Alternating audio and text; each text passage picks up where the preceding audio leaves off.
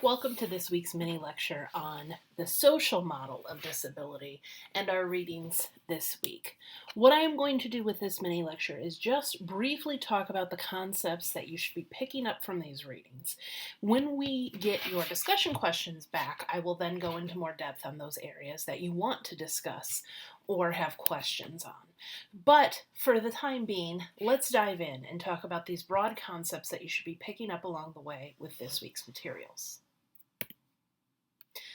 The first, and probably the biggest that you will learn this semester, is the idea of the social model of disability.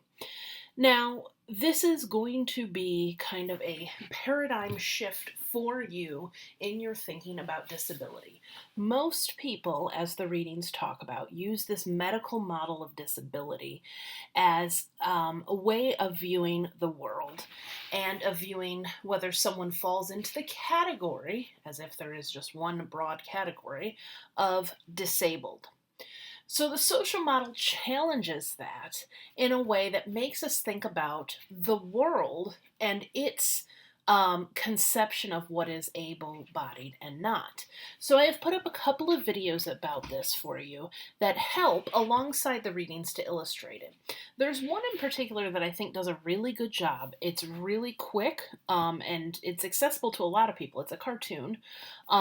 It's not the brightest cartoon out there, but it is a good one that talks about how the world organizes itself and how we think of able-bodiedness versus disable-bodiedness in different societies, and whether there's a chance, and I think there is, that the way in which the world is set up is far more implicated in the social model of disability than the actual medical disabilities or medical conditions themselves that we think of as defining disabilities.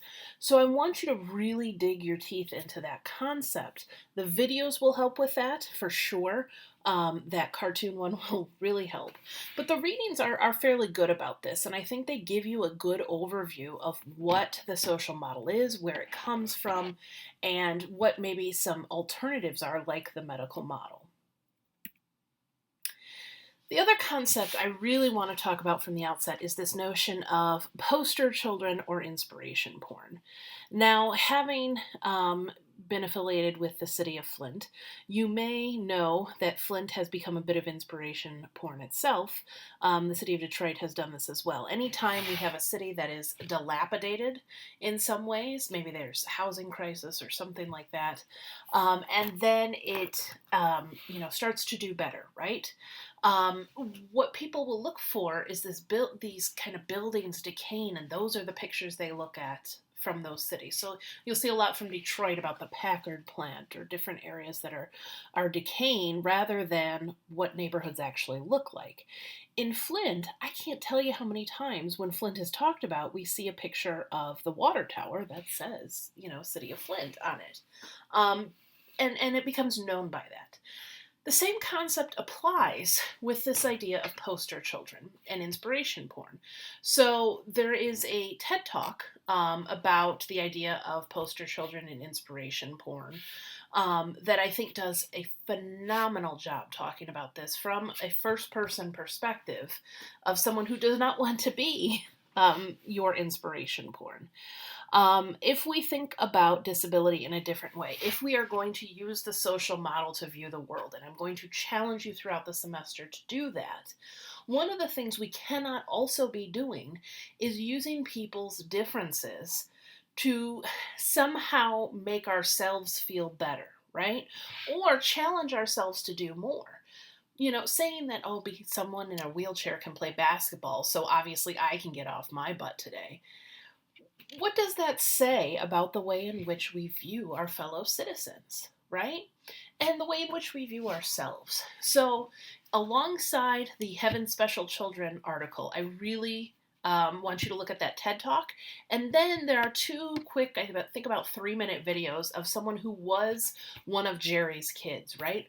And a quick kind of cut together 3-minute or so video of the best of Jerry's kids. I think after you read that, after you watch the TED Talk video, you're going to see the difference that you may not have seen before. And you're going to start to view these things in a different light. Couple that with the way in which we saw the film Crip Camp kind of talk about these issues and sort of reinvent the way people fit into to a world, right, or to a society. I think those concepts will start to come together quite well. Finally, I have a quick and dirty piece, but I think it does the job, talking about ableism. Behind all of this, behind the medical model of disability, behind inspiration porn and poster children, is the idea of ableism. So there's a video about it, there's a quick read about it. Ableism, like any of these other isms, is the kind of viewing of the world without considering privileges that may exist. So there are a lot of hashtags about this is able privilege or able body privilege. People tend not to think about these things, right? We tend not to consider our own privileges, our own differences that might give us an advantage in society. Part of the reason we do that is because it's very uncomfortable to do so. So many of you have been in a class where I've introduced Peggy McIntosh's The Invisible Knapsack activity. And if you have not been, just go ahead into Google and type in The Invisible Knapsack and it'll come right up. The same concepts that can deal with white privilege can deal with privilege based on gender or privilege based on societal views of able-bodiedness. We tend not to think about them when they don't affect us, right? The fact that the elevator is out of service somewhere, but there are stairs and an escalator available, we think, okay, well, we'll just, work around that. Until we can't, right?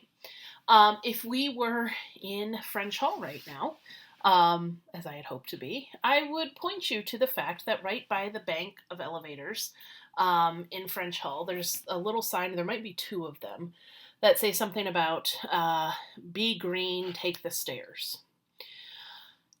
That's a really easy thing to say, right? Don't use more energy than you have to, take the stairs, it's good for your health, right?